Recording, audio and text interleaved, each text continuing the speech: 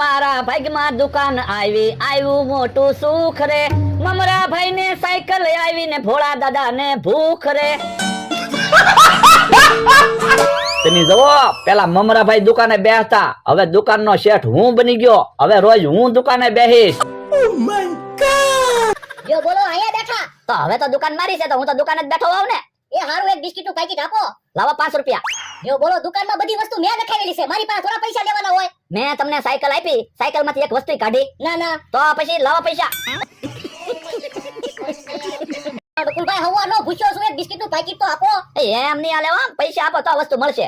જો બોલો દુકાન હાથમાં આવી ત્યાં તો બધું ભૂલી ગયા. એ દુકાન હાથમાં નથી આવી, દુકાન મારા ભાગ્યમાં આવી. એ હારું તો બાકીમાં બિસ્કિટ આપો, બીજું હું. હા, બાઈકીમાં આપું. આલ્યો, અને પાછા 5 રૂપિયામાં રસ્તા નહીં ફેરવી નાખતા. એ હારું હાલો બકુલભાઈ ભોળાદાદાની વાડી હવયા જાવી. પણ હવે ક્યાં ભોળા દાદાને વાડી છે? તો ક્યાં કાકા ક્ષેત્રમાં હવયા જાવી. ના રે ના, મારે કોઈ ક્ષેત્ર વાવવું ના હોય. મારે તો શાંતિથી દુકાને બેહવાનું છે. મને તો ધંધો કરવા જો. યો બોલો મને તો કોઈ દી નો ધંધો કરવા દીધો. આ તો પણ ઈ તો તમારે ધંધો કરવો જોઈએ ને. मजा आया। એ મિયા ના બકુલભાઈ તમારે મારી હારે આવવું જ પડશે.